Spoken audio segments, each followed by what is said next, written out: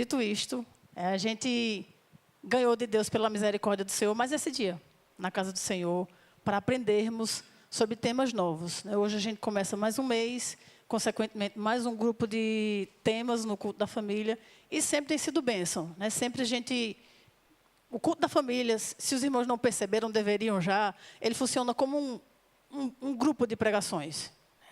Não é interessante que você perca nenhum domingo, porque ao final de cada mês tem aquele bloquinho montado a respeito de um tema, aquele tema que o Senhor tratou conosco. Quando a gente falta, quando a gente perde um, fica lá o buraco. Algo faltou de você aprender naquilo que Deus organizou. São pregações que, ao final do mês, formam, na realidade, uma grande pregação. E hoje a gente começa uma nova.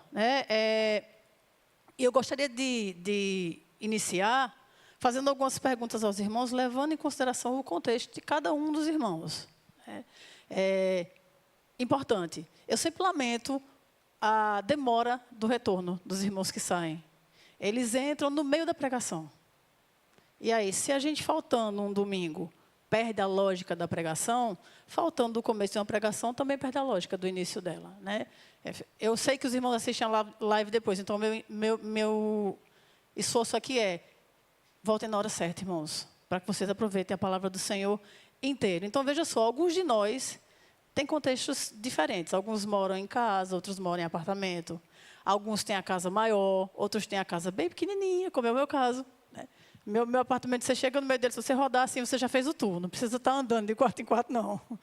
É bem pequenininho. Alguns já estão hoje vivendo no lugar que sempre sonharam. Estão na condição de que era assim que eu queria que minha casa fosse. E já estão vivendo isso. Outros estão ainda vivendo onde a vida permitiu. Estão ainda no trajeto de chegarem ao contexto dos seus sonhos. Mas cada um de nós aqui, irmãos, bem ou mal, tem sua casa, tem o seu abrigo. Nenhum de nós está desabrigado. Eu sei histórias de alguns de nós que já estiveram em situação de não terem onde se abrigar, ou estarem em lugares muito precários. E a oração da gente é para que sempre haja, entre nós, abrigo, cuidado, uma casa para estar. Se alguém passa necessidade, a gente tem o intuito de correr atrás e socorrer. Não é assim? Socorrer. Então, lembrando disso, a pergunta é, pensando nessas coisas, a pergunta é, as perguntas, na realidade, são: o que é que faz da casa de vocês um lar? O que é que faz que ela deixe de ser somente uma casa e passe a ser o lugar onde você se sente acolhido, o seu lar? O que é que torna esse lugar importante? O que é que torna esse lugar especial? Já parou para pensar nisso? Eu amo minha casa. Amo minha casa. Eu brinco, eu gosto de sair de casa, mas muito mais gostoso é voltar para casa. Eu adoro estar em casa. Amo minha casa. É pequenininha, eu amo minha casa. Quando eu passo aquela porta, fecho a porta, ai meu Deus, estou em casa, amo minha casa, mas é bom minha casa. O que é que faz desse lugar tão especial? Faz você sentir assim: eu amo minha casa. É aqui o lugar que eu gosto de estar. O que é que torna esse lugar tão importante? Mais ainda, se Jesus resolvesse passar um tempo, um dia, uma noite, em uma das milhares de casas que existem em nossa cidade, que casa ele escolheria? Que lugar ele optaria para estar? Será que seria a minha casa? Será que seria a sua casa? Mais importante ainda, se ele escolhesse a minha ou a sua casa, o que é que ele ia encontrar dentro dessa casa? Quando ele entrasse, o que é que ele ia ver? Essa pergunta é feita, irmãos, porque sim, na vida de Jesus, no tempo em que ele esteve em carne aqui entre nós, houveram algumas casas que se tornaram especiais.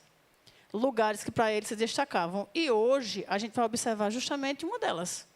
Um desses lugares em que Jesus escolheu para estar. E o que é que fez daquela casa um dos lugares mais frequentados, mais visitados por Jesus? Por quê? Porque que entre as milhares de casas que havia em Cafarnaum, justamente essa casa aparece repetidas vezes nos evangelhos. O que é que essa casa tinha de tão especial? Então eu quero convidar os irmãos para abrirem suas Bíblias no Evangelho de Marcos, no capítulo 1.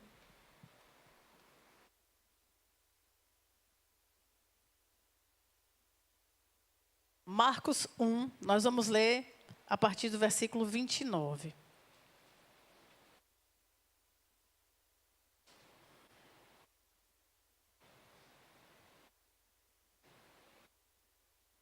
Todos acharam? Eu peço aos irmãos que estiverem acompanhando a live que também leiam a palavra do Senhor conosco. Marcos 1, 29. Assim nos diz a palavra do Senhor.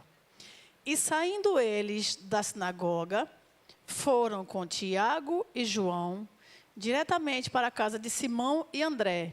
A sogra de Simão achava-se acamada com febre e logo lhe falaram a respeito dela. Então, aproximando-se, tomou-a pela mão e a febre a deixou, passando ela a servi-los. Amém, irmãos? Então, vejam só, Jesus ele sai da sinagoga com um grupo de seus discípulos. Se você tiver curiosidade depois de olhar o texto antes desse, o bloco antes desse, você vai ver que Jesus estava na sinagoga trabalhando, ele estava expulsando demônios, ele estava agindo, né, cumprindo a obra para a qual ele foi chamado, a obra do Pai. E ele sai da sinagoga e ele entra numa casa. E essa casa era a casa de Pedro. E de cara a gente tem aqui o registro do primeiro milagre feito em Cafarnaum. Essa cidade aparece muito na Bíblia. E esse milagre, o primeiro feito em Cafarnaum, não é uma coisa assim tão exposta, é feito dentro de uma casa. Dentro de uma casa, é feito dentro de um lar. O texto deixa claro que Pedro ele era casado, porque a pessoa que Jesus cura dentro dessa casa é a sogra de Pedro. Só tem sogra quem é casado, né? O que contradiz a ideia que muita gente apregou sobre esse apóstolo, de que ele não tinha família, de que ele era um celibatário. E não, Pedro tinha família, a Bíblia mostra isso para a gente.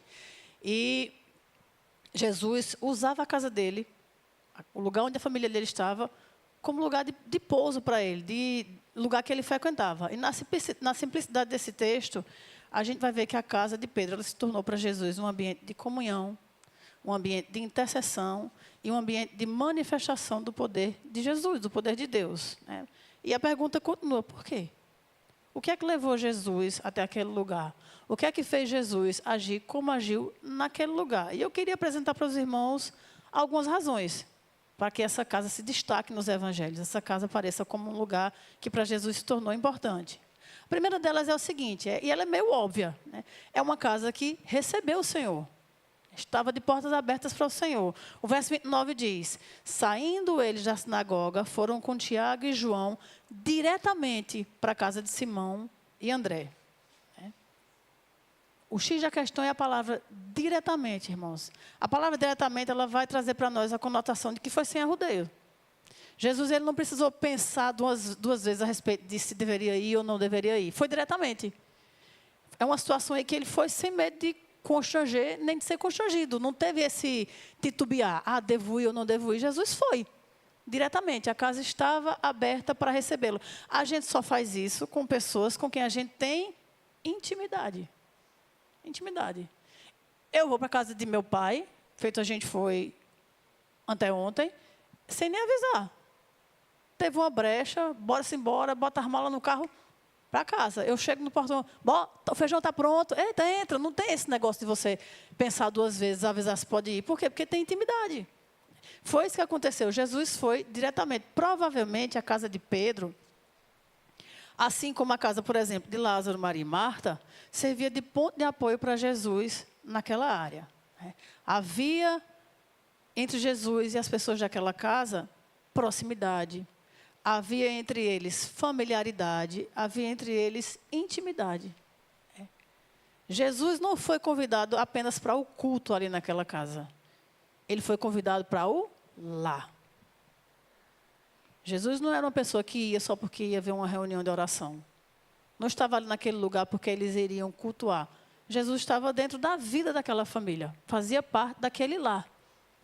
Era costumais para ele. E a casa de Pedro, ela não se tornou somente uma extensão da sinagoga. Ela era casa para Jesus também. A gente vai ver em um dos textos da palavra do Senhor, o texto diz assim, souberam as pessoas daquela cidade que ele estava em casa. Essa casa era em Cafarnaum, era a casa de Pedro. Jesus diz a respeito de si mesmo, o filho do homem não tem nem onde recostar a cabeça. Ele não tinha posses, ele não tinha casa. O lugar que a Bíblia chama, quando diz ele estava em casa, em Cafarnaum, era a casa de Pedro. A gente aprende aqui que a intimidade com Cristo, ela ultrapassa o ambiente religioso. A gente não pode só ser íntimo de Cristo aqui. A intimidade com Jesus, ela vai até a nossa casa. A nossa casa precisa ser casa dele também. Ele não pode ser visto em nossa casa como um convidado. A nossa casa é a casa de Jesus. O segundo motivo pelo qual eu percebo que essa casa se tornou um lugar especial para Jesus é o seguinte: o casamento que ali havia não impediu o chamado que havia de acontecer. O casamento não impediu o chamado. Né? A Bíblia fala que a sogra de Pedro achava-se acamada. Pedro, ele era discípulo do Senhor. Alguém que na história da igreja tem um grande destaque. Foi o primeiro pregador. Foi alguém que entregou a sua vida literalmente para Jesus. Até o ponto de ir até o fim, morrer por conta de Cristo. Né? Pedro era discípulo. Mas Pedro também era marido. Pedro também era genro. A vida espiritual de Pedro e a vida familiar dele não eram concorrentes entre si. Eram coisas que caminhavam juntas. Pedro não tinha que separar. Essa é a minha ação espiritual. Essa é a minha vida com a minha família. Era um negócio misturado. Era inerente uma coisa com a outra. Pedro exercia a vida familiar dele no ministério. Cristo estava dentro da casa dele. Pedro exercia a vida espiritual dele na família. As pessoas da casa dele recebiam Jesus. Não há essa conotação de uma coisa ser concorrente com a outra. Não há em nenhum texto bíblico nenhum impedimento destacado que a família dele tenha levantado. Você não encontra a família de Pedro falando assim: teu ministério está atrapalhando a vida. Você está demais na igreja, não faz as coisas que estão dentro de casa.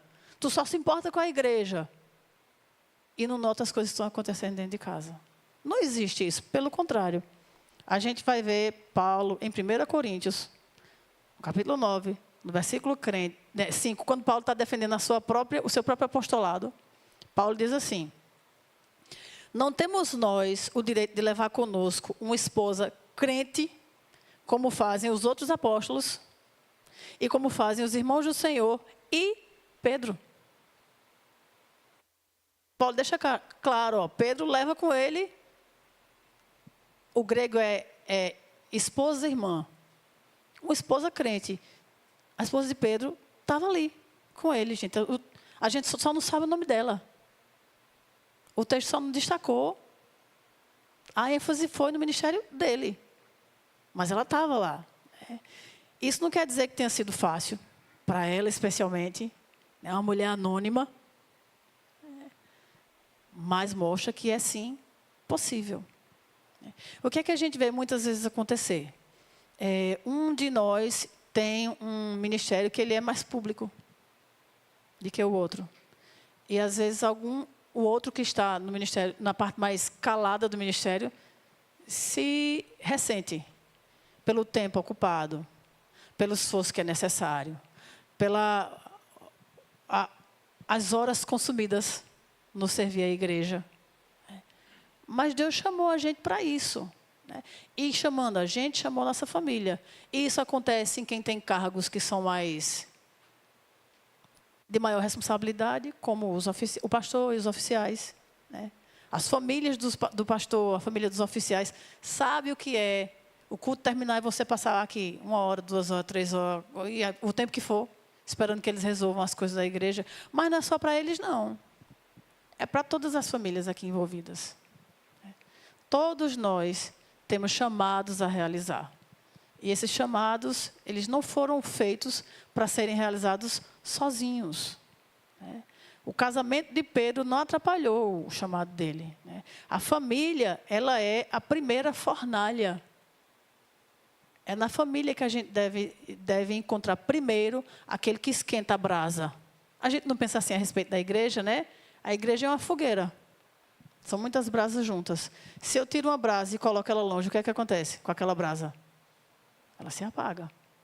A primeira fogueira da gente, que a gente deve encontrar, é a nossa família. É a família que deve incentivar chamados.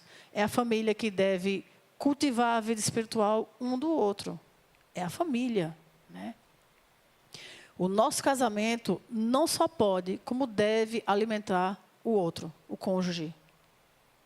A nossa vida como pai e mãe não só pode, como deve servir como brasa para aqueles que são filhos, para aqueles que estão debaixo das suas asas. Você deve servir como aquele que aquece, irmãos. E pensando nisso, aí eu lembro de coisas que eu vi recentemente. Semana passada a gente estava aqui falando a respeito de missões. A gente estava falando aqui a respeito de levar o evangelho, de cumprir o ídolo do Senhor. Interceder, dar e enviar. É para isso que nós somos chamados. Falar de Jesus é o significado da existência da igreja. A minha pergunta é, vocês têm desenvolvido chamados dentro de casa? Se seu filho disser a você, mãe, amanhã eu quero ser um missionário, eu quero ir para o Afeganistão, qual vai ser a sua reação? Você morre do coração ou vai dar glória a Deus por causa disso? Eu quero ir pregar na Índia, onde crentes estão hoje apanhando na cara, sendo tirados de dentro de casa para apanhar publicamente. Porque são crentes, mais nada, só por isso. Você daria glória a Deus por conta disso? Você incentivaria o chamado? Semana passada, enquanto a gente pesquisava, né, para poder trazer as coisas para o culto do DIP, do Domingo da Igreja Perseguida, eu até citei aqui. Um dos vídeos que mais me chamou a atenção foi um depoimento de uma mãe do Islã. Ela dizendo, com todo orgulho, batendo-se no peito, falando de forma assim, muito efusiva. Se meus filhos vierem a morrer pelo Islã por Alá, eu vou me sentir orgulhosa. Para isso foi que eles foram criados. Eles estão sendo preparados para isso desde pequenininhos. É para isso que eles são doutrinados. Para mim, será motivo de orgulho. Para você, seria? Se seu filho, seu menino, sua menina dissesse assim, eu vou para um canto onde falar de Jesus provavelmente vai me levar à morte. Qual seria a reação que a gente teria? Que a gente é muito apegado, né, irmãos? A gente pensa primeiro no conforto físico. Talvez em algum momento depois venha, tem o mérito espiritual. Mas muitas vezes esse mérito espiritual é dar a vida por Jesus. Nossas famílias, assim como a família de Pedro ali, devem ser famílias que incentivam, não impedem o chamado. Aquela casa, o casamento de Pedro não impediu o chamado dele. Pelo contrário. A única referência que a gente vai ver a respeito da esposa de Pedro é que ele andava acompanhado por uma esposa crente. Uma esposa irmã. Ela não aparece, não se destaca, mas estava lá. Não impediu o chamado dele. A terceira característica que eu acho que fez essa casa, a casa de Pedro, se tornar um lugar onde Jesus gostava de estar, é a seguinte: essa era uma família que apresentava as suas dores a Jesus. O versículo 30 diz assim: a sogra de Simão achava-se acamada, com febre, e logo lhe falaram a respeito dela. Logo. O Senhor, ele não foi o último recurso daquela casa. Jesus não era alguém deixado de lado para ser consultado quando nada mais dava certo. E aí, agora o jeito é orar. Agora eu vou buscar a Deus. Não. O conhecimento da enfermidade da sogra de Pedro, ele foi dado a conhecer a Jesus imediatamente. Foi Jesus entrando e ele explicando, Jesus está doente. A gente não leva essa situação a sério, irmãos, porque hoje a gente tem um monte de coisa ao que recorrer quando a gente está doente. A gente fica com febre, tem o analgésico, tem o antitérmico. Se passa por uma febre muito alta, corre para a emergência com quem tiver com febre alta. Nessa época não tem isso não. Uma febre poderia muito bem escalar para uma coisa muito séria e a pessoa morrer porque teve uma febre. Então, para eles era algo sério. Eles dizem, está com febre. Está acamada de febre. E a família de Pedro tornou imediatamente preocupação em intercessão. Eles recorreram com o problema que tinham à pessoa certa. Tem sido assim em nossas casas, irmãos? A gente leva os problemas para Jesus no nosso dia a dia? Ou a gente age como se Jesus fosse um bombeiro que só é chamado para apagar incêndio? Só é chamado quando o caso é emergencial. só é chamado quando a situação ela é periclitante. Ela é muito séria. Ou Jesus está envolvido na dinâmica de nossa casa, nos problemas de nossa família. E a gente às vezes dá uns desculpas sarrapadas, a gente diz assim, não, mas é porque Deus tem tanta coisa para fazer, eu vou incomodar Ele com isso. Irmãos, desde antes da fundação do mundo, Deus pensou em nós. Desde antes da fundação do mundo, Deus pensou nesses que estão assistindo a live agora. Se preocupou em organizar a palavra para que eles ouvissem falar do Evangelho, entendessem da graça de Deus, entendessem que são pecadores e que precisam do perdão do Senhor para os seus pecados e tivessem a possibilidade de salvação. Salvação. Se Deus pensou em algo tão mais grandioso, por que Ele não se incomodaria com o nosso dia a dia? Nós temos um Senhor que Ele é detalhista. Essa família tornou preocupação em intercessão. Recorreram à pessoa certa. E a gente? O que é que a gente tem feito? A quarta razão, porque eu acredito que aquela casa se tornou tão especial para Jesus, é que ele era um lar em que Jesus ele toca o problema. É literal. No verso 31, na parte A, a gente vê a palavra de Deus dizer assim: então, aproximando-se, tomou-a pela mão e a febre a deixou. Jesus tomou aquela mulher pela mão. Para mim, esse é um dos atos de Jesus que é mais bonito que os textos bíblicos revelam. Uma das atitudes dele mais para mim, marcantes. Jesus ele não precisava tocar ninguém para curar ninguém, irmãos. Não precisava nem estar presente, bastava ele dizer, ser curado de longe. E as pessoas eram curadas. Mas nas situações em que Jesus está diante das pessoas, você vê constantemente ele tocar nelas. Na sogra de Pedro, no leproso. O leproso diz a ele, olha, se o Senhor quiser, eu vou ser curado. Jesus diz, quero, pega nele, seja curado. Uma coisa que não se podia fazer, tocar no leproso. Jesus, irmãos, ele não precisava. Ele gostava. Ele não precisa tocar nas nossas vidas. Eu acredito que ele gosta de fazê-lo. De tocar-nos constantemente. A gente é que precisa do toque do Senhor. A gente é que precisa de Jesus esticar a sua mão e alcançar a nossa vida constantemente. Nós precisamos hoje, que somos crentes, precisávamos mais ainda quando não éramos crentes. Esse é o primeiro toque que todo ser humano precisa. Que Deus estenda a sua mão, traga a vida àquele que estava morto. Aquele que ainda não tem Jesus, é a primeira coisa que precisa fazer. Essa é a primeira oração que o Senhor escuta. Jesus, salva-me. Jesus, tem misericórdia de mim. Jesus, perdoa os meus pecados. Jesus, torna-se meu Salvador. E Jesus estende a mão dele e toca todo aquele que clama o nome do Senhor. E o toque de Cristo, ele alcança onde ninguém mais alcança. O toque do Senhor na nossa vida, ele não é só cura física. É além disso. É cura espiritual, é renovação de aliança, é perdão, é recomeço, é esperança. Quantos de nós não já se viram em situações em que a gente pensa assim, agora não tem mais jeito não. Acabou, se eu não tenho mais recurso nenhum para utilizar. E aí a gente age como quem procura um bombeiro. Me ajuda Deus. E Jesus é tão misericordioso que Ele ajuda mesmo. Ele ajuda mesmo, Ele nos alcança. Ele traz para nós salvação, perdão, renovação, recomeço, esperança. O ser humano não consegue viver sem esperança. Quando a gente se encontra em contextos em que existe desesperança completa, a gente tem um nome para isso. Isso é uma doença. O nome é depressão. E a gente não consegue viver com depressão.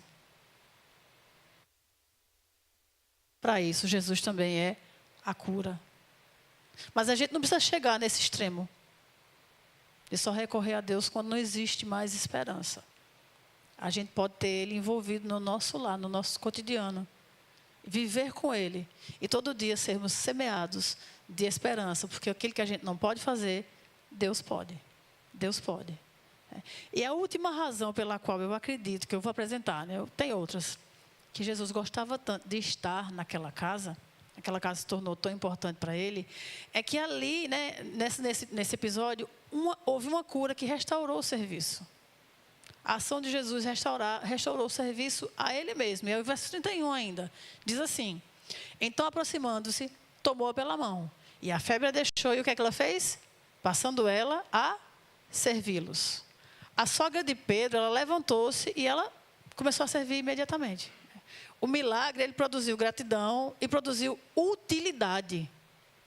Tornou aquela mulher útil. E principalmente para o reino, para o Senhor, né? A ação de Deus em nosso lar, ela não acontece para que a gente só tenha um bom testemunho, para que a gente tenha histórias para contar. Ah, eu era assim, agora eu sou assado, agora eu tenho o que contar. Não é para isso que Deus age nas nossas vidas. Deus age nas nossas vidas para que a gente sirva. Para que a gente sirva, para que a gente seja útil. Primeiro para o reino, depois ao próximo, e especialmente, acima de tudo, a Deus.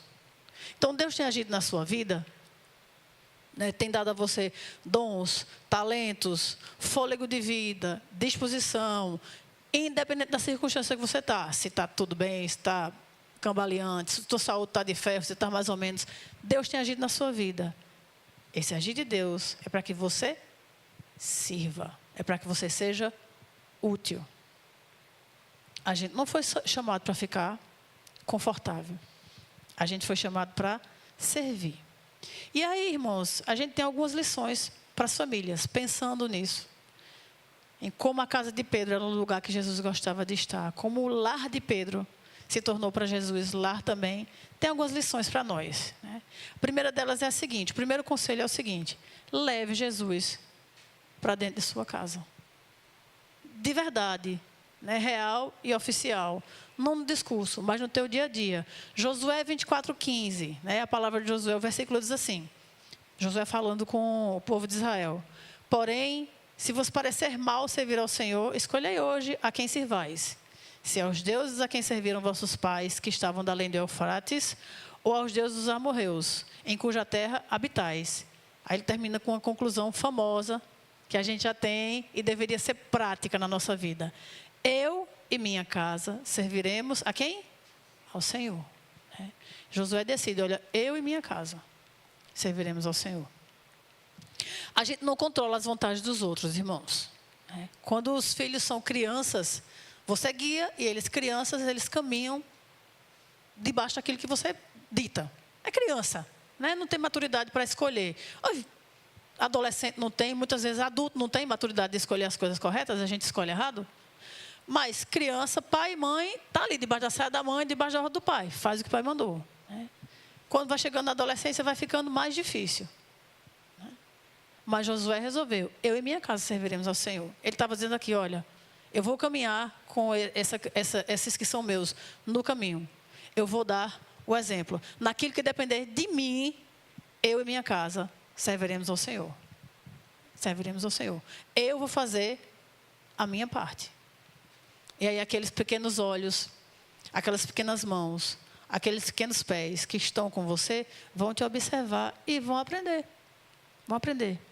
Um dia, cada ser humano escolhe por si. Chega a idade da razão, chega a maturidade.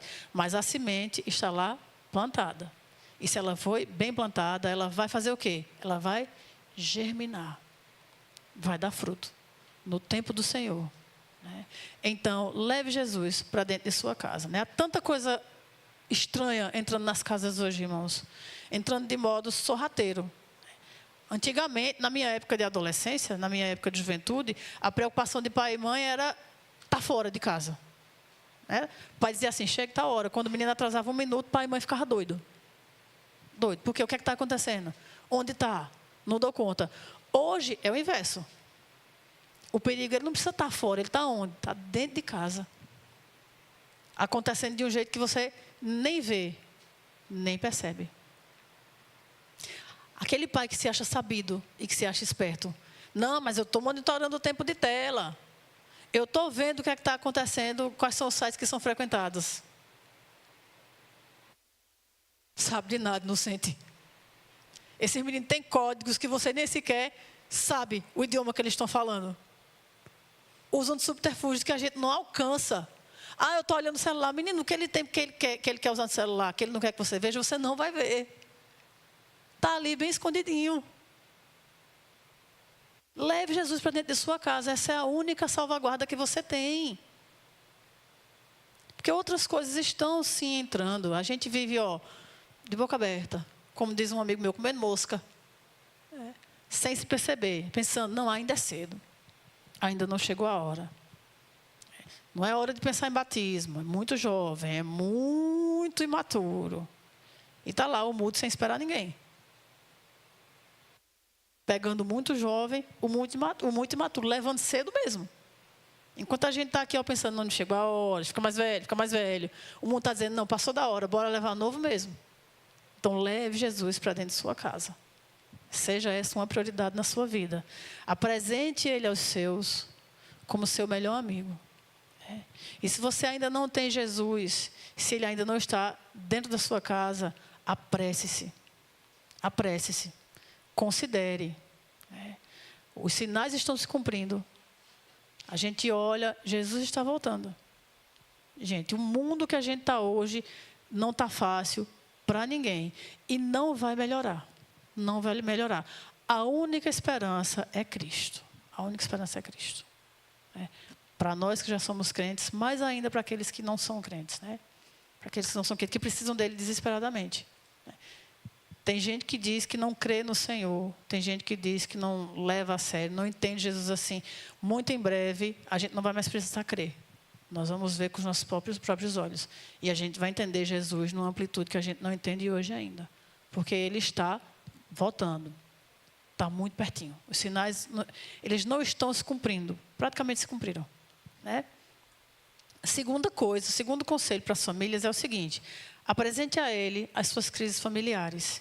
Filipenses 4:6. Não andeis ansiosos de coisa alguma, em tudo, porém, sejam conhecidas diante de Deus as vossas petições, pela oração, pela súplica e com ação de graças. Irmãos, se a gente não levar a Ele, vai levar para quem?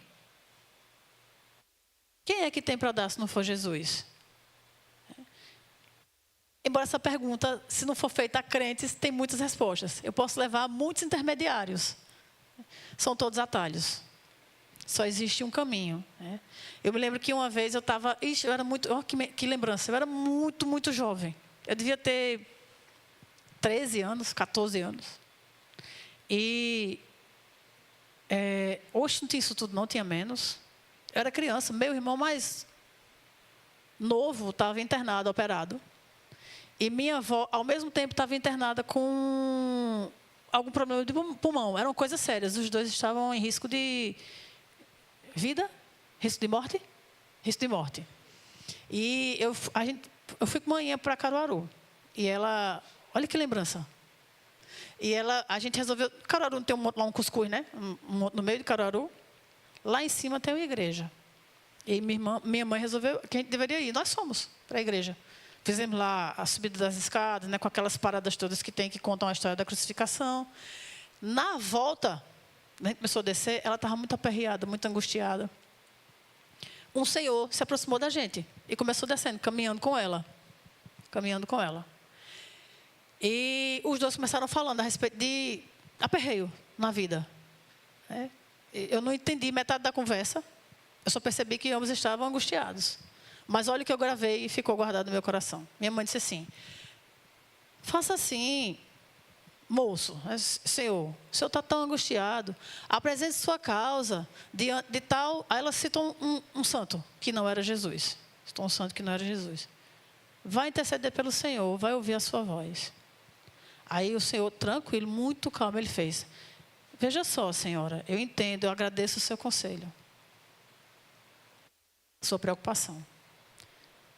Mas se eu estivesse doente fisicamente, com um problema físico, e eu tivesse que procurar ajuda, eu procuraria a mãe do médico ou o médico? Aí ela: você procuraria o médico? Ele: então, eu vou procurar Jesus. Eu aconselho que a senhora faça a mesma coisa. Se não Jesus, irmãos, a quem? Se não Jesus, a quem? Apresente a Ele as crises familiares que você tem, Muitos podem dizer que ajudam. Só Jesus pode resolver. Ele é o único caminho. O único caminho. O restante é atalho. Por bom que se pinte, Só Jesus é quem pode resolver. O terceiro conselho, a terceira coisa que a gente percebe que serve de lição para a igreja. O casamento ele pode fortalecer o ministério. As pessoas da família podem fortalecer o ministério ali entre eles. Eclesiastes 4, 9 e 12 diz assim: melhor é serem dois do que um, porque tem melhor paga do seu trabalho. Porque se caírem, um levanta o companheiro. Ai, porém, do que estiver só, pois caindo não haverá quem o levante. Também se dois dormirem juntos, eles se aquentarão. Mas um só, como se aquentará? Se alguém quiser prevalecer contra um, os dois lhe resistirão. Aí diz assim: o cordão de 3 dobras não se quebra com facilidade, não se rebenta com facilidade. É tão bonito esse texto, ele vem falando de 2, 2, 2, aí termina dizendo: o cordão de 3 dobras. É um, outro e o Senhor no meio. São 3 dobras. E não se rebenta com facilidade, porque a terceira dobra, ela é forte. Ela é inquebrável. Não dá para arrebentar essa terceira corda. Então, o casamento ele pode sim fortalecer o ministério. A gente precisa perceber do que o outro precisa e agir a respeito disso. É você notar, existe um chamado na vida de alguém dentro de sua casa? Fortaleça esse chamado. Ajude essa pessoa a viver a vida dela sendo aquilo que Deus chamou aquela pessoa para ser. Tenha cuidado para não sufocar o chamado de ninguém. Para não se tornar competição. Né? Forçar a pessoa a escolher ou servir a Deus como Deus chamou ela para servir, ou prestar atenção em você, que sente saudade, porque existem as horas consumidas dentro de casa. Já imaginou se cada missionário fizesse isso? Cada homem ou mulher que fosse chamado para o campo, o cônjuge ou os filhos dissessem assim: mas o senhor só pensa nisso, só vai fazer isso. A gente está aqui hoje, irmãos, porque famílias escolheram servir ao Senhor. Escolheram dar tudo pelo Senhor, para que o Evangelho chegasse para a gente. Pessoas, muitas delas hoje são anônimas, a gente nem sabe o que aconteceu. Mas que por conta do trabalho, do sangue e do suor delas, o Evangelho chegou para nós. Então, fortaleça, perceba o que o outro precisa e se esforce para agir a respeito. O outro precisa de quê? De carinho, de acolhimento, de você ouvi-lo e incentivá-lo? Faça isso. O outro precisa de exortação? Faça isso. Amor não é só passar a mão na cabeça, não. O outro precisa que você seja o primeiro? Faça isso. Não se... eu não vou para a igreja porque fulano não quer ir, eu só vou se fulano for. Não, meu filho, você tem que trabalhar para que fulano perceba que se ele não quiser ir, você ama a Deus do mesmo jeito e você vai sozinho. Sozinho. É lembrar de Jesus: aquele que não deixa pai, mãe, por amor de mim, não é digno de mim. Digno de mim. Primeiro Deus, depois o restante. E isso também é amor. Nisso eu também ensino. Eu estava para ir para a igreja, chegou uma visita em casa. Bora para a igreja, visita? Não, toma aí a chave, fica aí. Quando terminar a igreja, eu retorno. Porque hoje é o dia do Senhor. E isso para mim é prioridade. Minha família tem uma festa. Só marca festa no domingo. Nos dias que eu deveria estar adorando o Senhor. Não vou. Marca noutra hora. Pode marcar de madrugada, eu estou aqui com você. Agora, nos dias que tem culto, que eu me comprometi com o Senhor, não. Isso para mim é inegociável. É inegociável. A gente tem que lembrar, irmãos, que algumas coisas na nossa vida são inegociáveis. Você abriria mão daquilo que é importante para seu filho? As coisas que acontecem na vidinha dele ali na escola. Vai apresentar aquela cantiguinha que eles fazem dia da mãe ou dia dos pais. Não é importante que você esteja lá, que ele te veja? É negociável para você? Porque pai e mãe só não vai se estiver preso, amarrado no trabalho. Não tem como ir de jeito nenhum. Não vai. E fica chorando o dia todinho. Porque não foi, se lamenta. E o culto? Como é que a gente age com o culto? A gente está acostumado a trocar os momentos que nós deveríamos estar. A gente está se acostumando. Os momentos que a gente deveria estar diante do Senhor, priorizando a vinda de comunidade, trocar por qualquer coisa. Conforto, compromissos, negócios, tarefas. Mas o culto é o culto, irmãos. Às vezes a gente precisa olhar para o outro e dar a ele o que ele precisa. Acolhimento, carinho quando necessário, às vezes exortação. Às vezes o que ele precisa é, não quer ir não? Fique, irei eu. E nisso a gente fortalece os chamados, por incrível que pareça. Quarto conselho. Cristo, quarta lição que a gente aprende. Cristo, ele continua restaurando lares que são feridos. Salmo 147, 3, falando a respeito do Senhor.